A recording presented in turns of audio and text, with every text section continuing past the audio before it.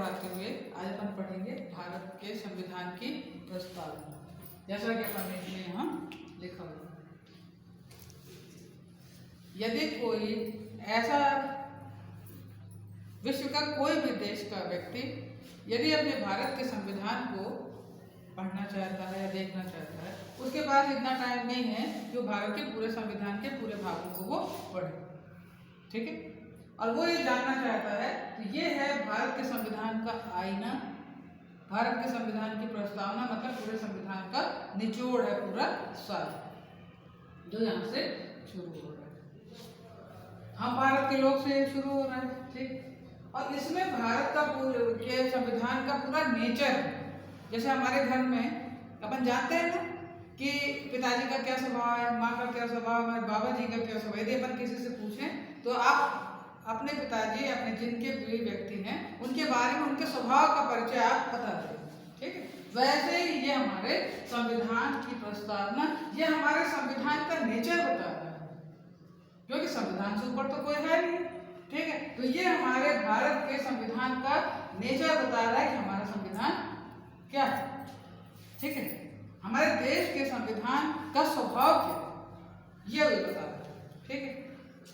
अब अपन ये देखें कि भारतीय संविधान की जो भारतीय संविधान में बना कैसे। तो जैसा कि अपन अपने पहले और लेक्चर में पढ़ चुके हैं, भारत की संविधान सभा के द्वारा भारत का संविधान बनाया गया है। 389 सदस्यों को पहले चुना गया था, ठीक है। उनके माध्यम से ये संविधान बनाया गया था। पर अपन को ये देखना है कि जब ये संविधान बना तो इसमें कौन कौन सी चीजें ली गई या जो प्रस्तावना में क्या क्या शामिल किया गया। आपसे ये पूछा गया है कि चाय कैसे बनती है, तो आप बिल्कुल बता देंगे कि चाय में क्या क्या डलता है। दूध चाहिए, पानी चाहिए, शक्कर चाहिए, है ना, चाय पत्ती चाहिए, चाय बन जाती है ना।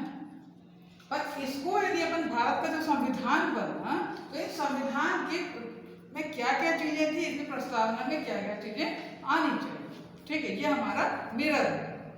अब इसमें बताया गया है हम भारत के लोग भारत को एक संपूर्ण प्रभुत्व संपन्न, ठीक है, एक एक चीजों का अर्थ इसमें है। पर यदि संविधान सभा का थोड़ा सा शुरुआत देखें तो जब भारत के संविधान सभा की पहली मीटिंग हुई, मैंने उस दिन भी आप लोगों को बताया था, जब एक दिन और पढ़ाया था कि 9 दिसंबर 1946 को ये मान के चलिए कि पूरे भारत के संविधान उस दिन 211 सदस्य वहां उपस्थित थे संविधान सभा में।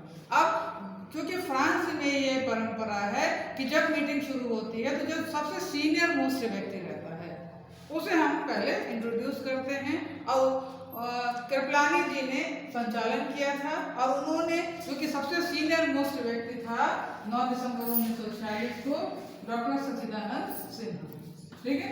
यहाँ पर डॉक्टर सच्चिदानंद सिन्हा को अस्थायी अध्यक्ष बनाया गया था। ये बच्चे यहाँ कंफ्यूज हो जाते हैं, अस्थायी क्या है फिर स्थायी क्या है। तो आप यदि ये ध्यान रखेंगे कि अस्थायी इसलिए बनाया था क्योंकि उस दिन पहली बार संविधान सभा बैठ रही थी। अब इंट्रोड्यूस तो करना था और कैसे आगे बढ़ाना, तो उन्होंने कहा चलिए हम फ्रांस की परंपरा को अपनाते हैं कि हम आज इनको अध्यक्ष चुन लेते हैं, ठीक। और जब रेगुलरली ये चलेंगी सभा, संविधान सभा, तो फिर हम स्थायी सदस्य भी चुनेंगे, तो अध्यक्ष, तो उन्होंने अस्थायी अध्यक्ष बनाया सच्चिदानंद सिन्हा, ठीक है। तो ये बात हो गई 9 दिसंबर 1946 को। जब अगले दिन जब मीटिंग होती है 11 दिसंबर 1946 को, तो स्थायी अध्यक्ष बनाए जाते हैं डॉक्टर राजेंद्र, चुने जाते हैं। और उस दिन तो इनको ऐसे मनोनीत कर लिया गया था कि चलो शुरुआत कर दी, ठीक है। तो अब क्लियर हो गया, अस्थायी और स्थायी कभी भी कंफ्यूज नहीं, ठीक। ये सोच करके कि सभा की शुरुआत हो रही थी तो फ्रांस की परंपरा को निभाया गया और डॉक्टर सच्चिदानंद सिन्हा को अध्यक्ष बना दिया, अस्थायी, फिर ये स्थायी हो गया। फिर धीरे धीरे संविधान सभा की बैठकें होने लगी, ठीक है। अब आया 13 दिसंबर का, 11 दिसंबर को स्थायी अध्यक्ष चुन लिए गए। अब आया 13 दिसंबर 1946 का दिन आया और पंडित जवाहरलाल नेहरू ने उद्देश्य प्रस्ताव प्रस्तुत किया। परंतु उससे पहले हम आपको बताएं, भारत का जो संवैधानिक विकास अपन ने पढ़ा, मैंने उस दिन भी बताया था कि एक अंग्रेज, नाम अब मैं भूल रही हूँ, बेकनहैम था अंग्रेज, उसने कहा ये जब साइमन कमीशन भी आया, विरोध किया गया, तो वैज्ञानिक ने कहा कि आप लोगों को यदि इतना ही हिम्मत है तो आप अपना संविधान बना के दिखाइए, और मगर सर्वसम्मति से पास होना चाहिए, नहीं तो हम तो आपका संविधान बना करके हम अंग्रेज भारत से जाएंगे। तो ये जो बात थी भारतीयों को चुभ गई। और यदि इसको भी आप समझना चाहें तो इसको आप ऐसे समझिए कि जवाहरलाल नेहरू ने जब 13 दिसंबर को उद्देश्य प्रस्ताव प्रस्तुत किया है, क्योंकि संविधान सभा अब अपने मतलब प्रोसेस में चल रही थी, मगर इससे पहले 1928 में मोतीलाल नेहरू ने भी उद्देश्य प्रस्ताव प्रस्तुत किया था। उन्होंने कहा कि हमारा जब हम स्वतंत्र होंगे तो हमारा भी एक संविधान होना चाहिए। तो देखिए चैलेंज कैसे स्वीकार किया, उन्होंने कहा यदि आपकी हिम्मत हो भारतीयों में तो आप अपना संविधान बना के दिखाइए, और जो सर्वसम्मति से होना चाहिए। ठीक, तो मोतीलाल, क्योंकि वहां पर ये भी थे, जवाहरलाल नेहरू जी भी थे, तो इनको ये बात चैलेंजिंग लगी। उन्होंने कहा हम अपना संविधान बना के देंगे। तो जो उद्देश्य प्रस्ताव 1928 में मोतीलाल नेहरू जी ने प्रस्तुत किया था, उसको लेते हुए 13 दिसंबर 1946 को इन्होंने प्रस्तुत किया वो उद्देश्य प्रस्ताव, और वो पास होता है 22 जनवरी 1947 को, क्योंकि 46 की बात है दिसंबर में, पास होता है 22 जनवरी 1947 को। यही पूरा उद्देश्य प्रस्ताव ये है। पूरी प्रस्तावना जो है भारत के संविधान की वो ये, और सभी सदस्यों ने फिर इसको ये स्वीकार किया। अब अपन यदि देखते हम भारत के लोग, तो ये जो शब्द है हम भारत के लोग, ये शब्द लिया है अमेरिका के संविधान से। अमेरिका का संविधान जब बना तो उसने पहला शब्द लिया था वी पीपल ऑफ यूएस, तो इन्होंने लिया हम भारत के लोग। तो पूरे भारत के लोग कैसा कर रहे हैं कि एक संपूर्ण प्रभुत्व संपन्न, जैसा कि हम बोलते ही जा रहे हैं, संवैधानिक अपन विकास पढ़ रहे हैं कि सदियों की गुलामी तो हमारे पास हमने झेली है, इसलिए अब हम संपूर्ण प्रभुत्व संपन्न हम देश बनाएंगे। आपने बीए फर्स्ट ईयर में भी संप्रभुता पढ़ी होगी। संप्रभुता आंतरिक और बाह्य दृष्टि से भारत स्वतंत्र रहेगा, अपने निर्णय लेंगे। इसलिए कई बार प्रश्न आता है 15 अगस्त 1947 से पहले भारत एक राज्य था कि नहीं था। ठीक, तो अपन क्योंकि अपन गुलाम थे, संप्रभुता हमारे पास थी नहीं आंतरिक और बाह्य दृष्टि से, इसलिए हम वो वाला जो रहता उसमें हम जो था वो राज्य 1947 से पहले नहीं था, उसमें हम होते। ठीक है, तो यहाँ आइए अब आता है समाजवादी पंथ निरपेक्ष लोकतंत्रात्मक। तो ये 42वें संविधान संशोधन द्वारा 1976 में जो संविधान संशोधन हुआ है उसके आधार पे कई शब्द जोड़े गए। तो ये आया पंथ निरपेक्ष, समाजवादी पंथ निरपेक्ष लोकतंत्रात्मक। और गणराज्य, गणराज्य मैंने कितनी बार आप लोगों को लिखा है, कोई गणराज्य की परिभाषा बता सकता है? बोलिए। किसी भी देश का प्रथम नागरिक जनता के द्वारा प्रत्यक्ष या अप्रत्यक्ष रूप से चुना जाता है, वह देश गणतंत्र। वेरी गुड, जोरदार एक क्लैपिंग होनी चाहिए। गणराज्य की, ठीक है, तो हमारा भारत एक गणराज्य। अब अपन को यदि देखना है समाजवादी, तो बंधुत्व की भावना से समाज जो हमारे उत्पादन के जो साधन हैं उनका सबके द्वारा बंटवारा सही तरीके से होना चाहिए। अब ये जो पंथ निरपेक्ष है, पंथ निरपेक्ष का मतलब है, देखिए धर्म निरपेक्ष एक थोड़ा संकुचित विचारधारा कहलाती है, परंतु पंथ निरपेक्ष का ब्रॉड माइंड होकर के सोचना है। इसमें मैंने एक उदाहरण ये देखा कि जब अपने यहाँ आया, ये मैं बताना चाहूँगी, ये मैं अभी आप लोगों को पढ़ाने के हिसाब से मैं लिख भी रही थी कि जब पंथ निरपेक्षता का अपन को उदाहरण देखना है, तो जब फ्रांस से अपन ने खरीदा राफेल, ठीक, ये आया हमारे पास 29 जुलाई 2020। पहले खेप आए तो 5 विमान आए, कुल हमारे पास इस समय 36 विमान हैं। जब पहले खेप हमारी जब फ्रांस से आए तो रक्षा मंत्री राजनाथ सिंह ने क्या किया, ये कौन कौन से धर्म वालों को बुलाया उन्होंने, मौलवी बुलाए, पुजारी बुलाए, गुरु ग्रंथ साहब के लिए ग्रंथी बुलाए, मतलब हर धर्म के, ईसाई धर्म के लिए पादरी बुलाए, मतलब उन्होंने हर धर्म को महत्व देते हुए यहाँ पे सभी धर्म के पुजारियों को बुलाया, पूरे विश्व को दिखाया कि भारत जो है पंथ निरपेक्ष देश है। ठीक है, तो ये जो उदाहरण है इसे आप याद रखेंगे तो कभी पंथ निरपेक्ष का मतलब नहीं भूलेंगे, और फिर ये देखेंगे कि भारत कितना अपना ब्रॉड माइंड रखता है। आर्थिक, राजनीतिक, न्याय, विचार, अभिव्यक्ति, ये सब जो चीजें हैं, तो अब अपन को इसमें आ जाएगा कि भारत का संविधान कितने भागों में है, भारत के संविधान में किस भाग में क्या लिखा गया। भारत का भाग जो संविधान का अनुच्छेद 1 भाग 1 उसमें लिखा है India that is a Bharat shall be a union of states. Bharat राज्यों से मिलकर बना एक संघ है। संयुक्त राज्य अमेरिका में राज्यों को अधिकार है कि वो चाहे जब भारत अमेरिका से अलग हो सकते हैं। भाई 50 राज्य है, जब चाहे वो उनके यहाँ संविधान में ऐसा है कि आप अपने राज्य से सब देश से आप अलग हो सकते हैं, परंतु भारत में राज्यों को यह अधिकार नहीं है कि वो केंद्र से अलग हो जाएंगे, क्योंकि भारत के संविधान में पहले ही लिखा है राज्यों से मिलकर बनाए संघ। ठीक, और चूंकि हमने सदियों की गुलामी देखी है, संपूर्ण प्रभुत्व संपन्न लोकतंत्रात्मक हमने गणराज्य भारत को बनाया हुआ। ठीक है, तो आपने ये देखा। अब भाग दो में है नागरिकता। ठीक, ये जो आपका संविधान का अमृत महोत्सव मनाया जा रहा है, ये क्यों मनाया जा रहा है? आप लोग तो क्लास में पढ़ ही रहे हैं, आपका जो सिलेबस है उसमें तो एक मतलब इसको कहते हैं सिलेबस का लर्निंग आउटकम की जो विद्यार्थी है, कोर्स लर्निंग आउटकम कि आपके कोर्स में क्या रखा गया है। आपके कोर्स में रखा गया है भारत का संवैधानिक विकास, प्रस्तावना, प्रधानमंत्री, राष्ट्रपति, मौलिक अधिकार, इन सबके कार्य आपको पढ़ना चाहिए।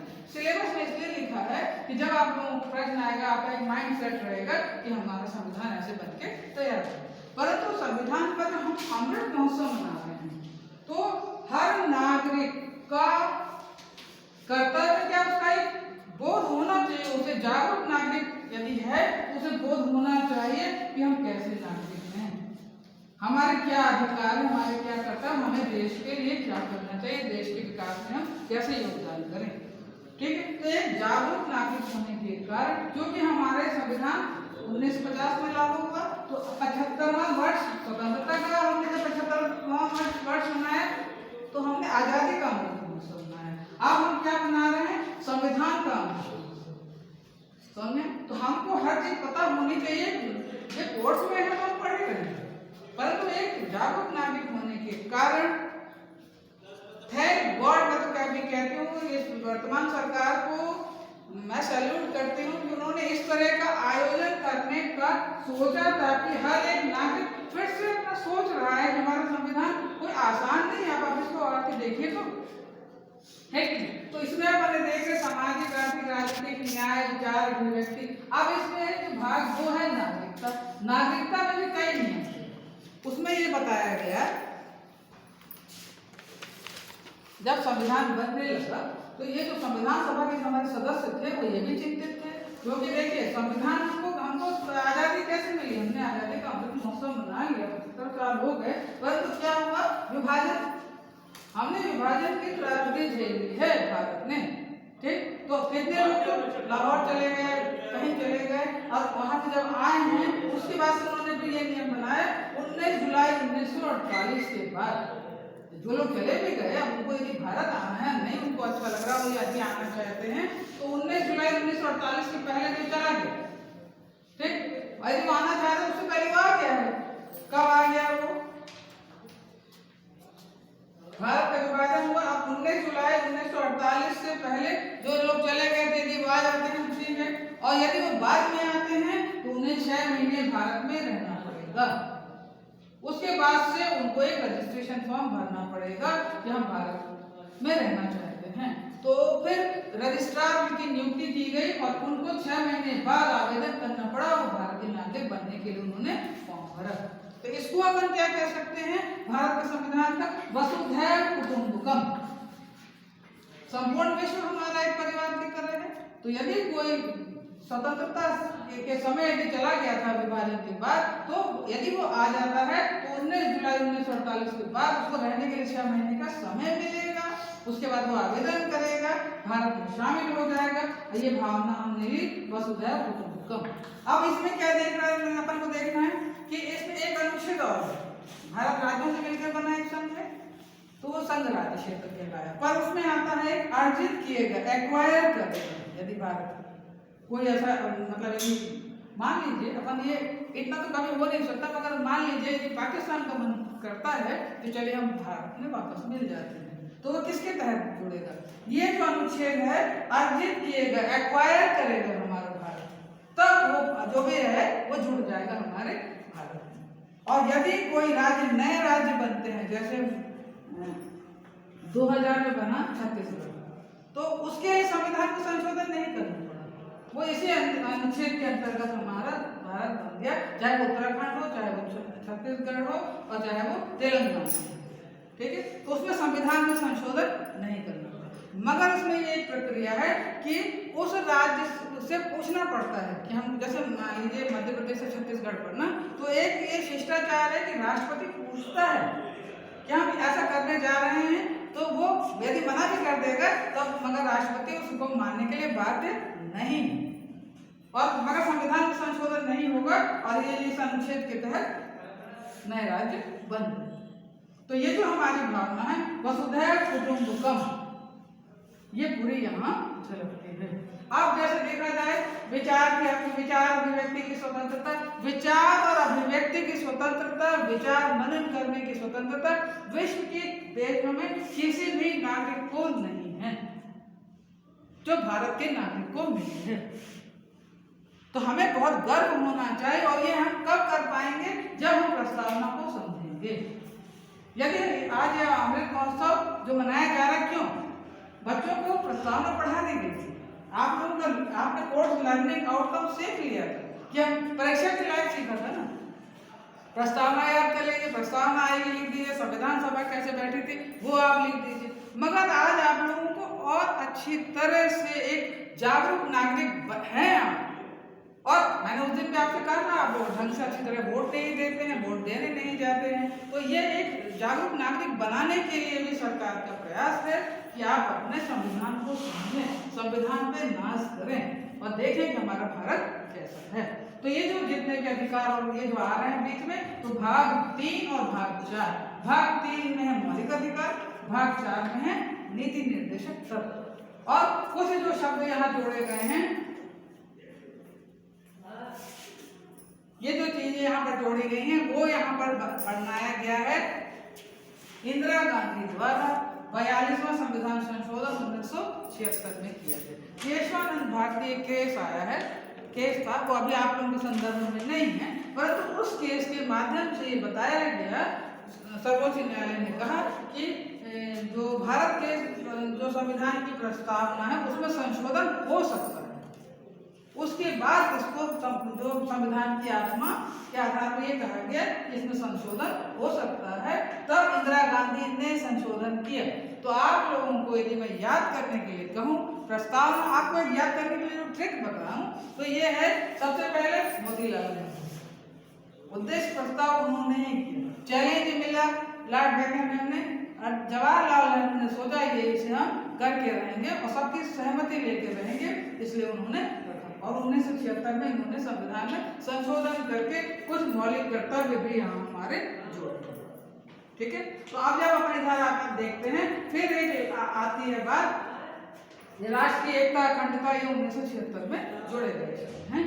तो देखिए, तो ये जो आया है इसमें अब ये कोई यदि ये कहे कि भारत का संविधान लागू कब हुआ, बना भी था कि नहीं आपका संविधान, यदि कोई विश्व में कोई चैलेंज करता है तो हम क्या कहेंगे कि यहाँ से हमारी बैठक शुरू हुई, 2 वर्ष 11 में 18 दिन लगते हैं, लगभग 165 दिन लगी क्लास, 11 सत्र हुए हैं इसमें संविधान सभा में।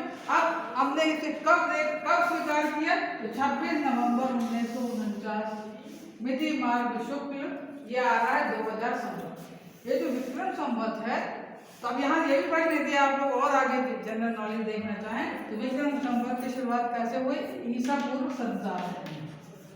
ठीक, और हमने कब स्वीकार किया है, 2006 विक्रम इनको संवत को हमने 26 दिन डेट थी 26 नवंबर 1949। ठीक है, हमने स्वीकार कर दिया, लागू हमारा 26 जनवरी 1950 को हो रहा है। अब हमने 26 जनवरी का दिन क्यों चुना, क्योंकि रावी नदी के तट पर 1929 में इन्हीं लोगों द्वारा कहा गया कि हमारा जब होगा हम स्वतंत्रता होंगे उस दिन, मगर जब हमको अंग्रेजों ने स्वतंत्र किया तो स्वतंत्रता पर तो हमारा दिन का वो नहीं था जोर, परंतु जब संविधान लागू होने लगा तो उन्होंने रावी नदी के तट के संकल्प को ध्यान करते हुए 26 जनवरी 1950 का दिन, 26 जनवरी का जो दिन इसलिए चुना क्योंकि रावी नदी के तट से वो कनेक्शन है। ठीक है, तो यदि इस तरह आप याद करेंगे तो आप कभी भूलेंगे नहीं। अब इसमें क्या है, इस संविधान को अंगीकृत किया हमने इसको अधिनियमित किया, लागू किया, आत्मार्पित किया, हमने सेल्फ डेडिकेट किया, हमने खुद अपने आप ले लिया। जब हम भारत के लोगों ने ही कर लिया है, स्वयं इतनी सब चीजें हमने स्वयं को आत्मार्पित की, स्वयं को समर्पित की और अधिनियमित, हम इससे खुद लागू होंगे ना। वो हमारे भारत में देश का प्रथम नागरिक राष्ट्रपति है, परंतु वो भी संविधान के नीचे, संविधान के ऊपर सबसे पहले संविधान के नीचे सभी लोग, भारत के सभी नागरिक हैं। तो हम भारत के सभी नागरिकों ने इस तारीख को अपने संविधान को अंगीकृत किया है, अधिनियमित किया है, आत्मार्पित किया और कई चीजें नागरिकता संबंधी कई चीजें उसी दिन लागू हो गई थी 26 नवंबर 1949 और बाकी चीजें फिर 26 जनवरी 1950 को। भारत का प्रथम राष्ट्रपति हमको 26 जनवरी 1950 को मिलता है। ठीक है, तो ये जो मेरा आज एक ये प्रयास था कि आप लोगों को इस संविधान की प्रस्तावना के माध्यम से हम आज अपने संविधान का अमृत महोत्सव कुछ इस तरह मनाएं कि हमको अपने संविधान पर गर्व भी हो, हम एक कुशल श्रेष्ठ जागरूक नागरिक भी कहलाएं और अभी तक वोट देने नहीं गए थे, अब संकल्पित होना चाहिए कि हमको वोट देने जाना है। कई बार आप लोगों के नाम नहीं जुड़े हैं तो आप लोग सोचते चले नहीं जुड़ा है, कोई बात नहीं, तो आप लोगों को मोटिवेट करने के लिए, युवा पीढ़ी को मोटिवेट करने के लिए, क्योंकि बच्चे ही आज आप लोग ही देश के भावी कर्णधार हैं। इनमें से पता नहीं कौन कौन से, हो सकता है कोई संसद में बैठने वाले हों आप लोग, ये बच्चियां हैं, आप लोग हैं। देश को आगे ले जाने में आप लोगों का योगदान अब है। ये जो वर्तमान पीढ़ी आप लोगों को ये अपना सब दायित्व सौंपने को तैयार है, तो आप लोगों को इससे मोटिवेट होना चाहिए, इसके प्रति जानकारी होनी चाहिए और देश के अन्य नागरिकों को जागरूक करना चाहिए। तो तब कर पाएंगे जब आप स्वयं जागरूक हों।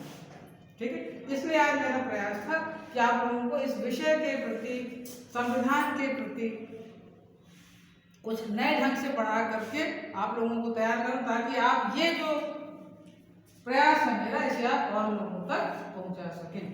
तो इसलिए आज अपन ने मनाया संविधान का अमृत महोत्सव, संवैधानिक विकास के माध्यम से और संविधान की प्रस्तावना के माध्यम से हमने कई भाग पढ़ लिए, भाग 1, भाग 2, भाग 3 और भाग 4 में हमारे मौलिक कर्तव्य हैं। तो ये एक मौलिक कर्तव्य हमारा ये भी है कि भारतीय संविधान के आदर्शों की रक्षा करना, उसको आगे बढ़ाना, एक श्रेष्ठ नागरिक बनना, है ना, अपने यहाँ की पर्यावरण की रक्षा करना, झंडे का सम्मान करना, राष्ट्रगान का सम्मान करना, ये सब आप लोग अपने छोटे जो बच्चे हैं उनको सिखाना, ताकि हम अपने राष्ट्र के प्रति गौरव महसूस कर सकें और संविधान को ये मान कर चलें कि हमारा संविधान विश्व का सबसे अच्छा संविधान है, क्योंकि विचार और मतलब विचार की स्वतंत्रता और वगैरह तो नहीं है, ये आपको देखना चाहिए। ऐसा जो संविधान है इस तरह बनाया गया है कि सभी ने विश्व के अन्य देशों से प्रेरणा लेकर के इस संविधान को सबसे अच्छा बनाने का प्रयास किया और सबसे ज्यादा इसमें बेस क्या है, भारतीय ज्ञान परंपरा को इसमें रखा गया है, तभी वसुधैव कुटुंबकम की बात हम कर रहे हैं। जितना भी आप यदि ये चीज देख लेंगे तो इसका बेस आपको मिलेगा वैदिक काल में, समझा? इसका जो बेस है यदि आप उसको देखेंगे तो आपको भारतीय परंपरा पर गर्व होना चाहिए, तभी हम आज भारतीय संविधान के अमृत महोत्सव को मनाते हुए हमको एक ऊर्जावान नागरिक के दायित्व से परिपूर्णपन को होना चाहिए। आज की क्लास कैसी लगी मैं आप लोगों से कमेंट में जानना चाहूँगी, और कौन सी चीज़ आपको इस क्लास के माध्यम से ऐसी लगी जो आप अन्य माध्यमों से नहीं जान पाए थे, तो मुझे भी आगे चल के अच्छा पढ़ाने की प्रेरणा मिलेगी। आज मैंने प्रयास किया कुछ नए तरीके से आप लोगों को पढ़ाऊं, ताकि मैं संविधान के अमृत महोत्सव पर फोकस कर सकूं, क्योंकि कोर्स लर्निंग आउटकम तो हम पढ़ाते ही हैं क्लास में, वे सिलेबस का रहता है, परंतु अमृत महोत्सव का उद्देश्य ये है कि हमारी आज की क्लास जन जन तक पहुंचे और हम अपने अमृत महोत्सव को और संविधान के महत्व को समझ सकें। ठीक, बहुत बहुत धन्यवाद।